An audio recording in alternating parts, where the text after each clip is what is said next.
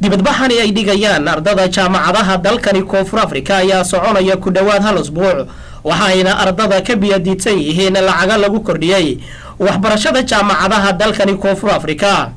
wasiirka tacliinta sare ee dalkani Koonfur Afrika Balad Inzimada ayaa sheegay in ardada jaamacadaha lagu kordhinayo 12% khidmadihii ay horay u bixin jireen, taasi oo sababtay in ardadu ay sameeyaan banaanbaxyo ay ku diidan yihiin lacagahaasi.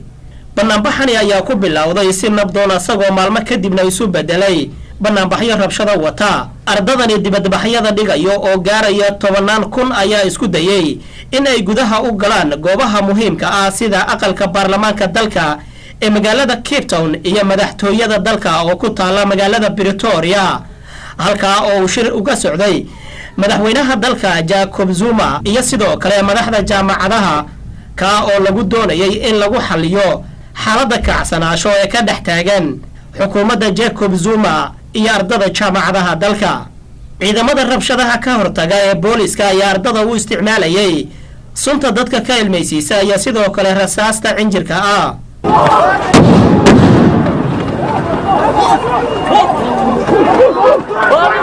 inta uu socday dibadbaxani rabshadaha wata ayaa ku dhawaad 100 arday oo ka mid ah dibadbaxayaasha xabsiyada dalka la dhigay. about anything but the students. It's not about color, it's not about creed, it's not about religion, it's not about race, it's not about political affiliation. It's about giving people the education they deserve. It's as simple as that.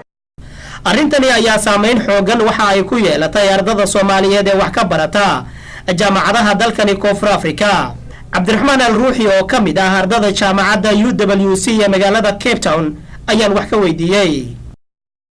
على أرضي وحال وكردي $1 سنتكي وأنا العق أد وأدق وأنا بحكر إن هدنا هاي أرضي الصوماليات وعدنا عاويسة ملهن نفول تام يعني جنا ما ننتي ولا نجام عدد جنا مش قينو العقي هو رأي لدى عند عيني مركل عقتان كلو نقول الدرقات أي نكليره هذا نودي بيسا إن من أرضي الصوت أفريقيا كاي عبان يسا يجو مركل قارو حق عن كهلان هي أرض الصوت أفريقيا يدولد marka anaga hadan Soomaalina batatan si weyn ayay noo saameysay.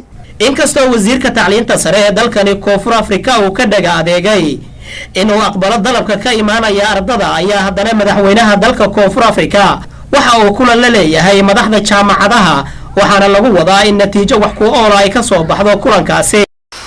Xasan Kaafi Maxamed Shire, telefishinka caalamiga Universal, magaalada Cape Town.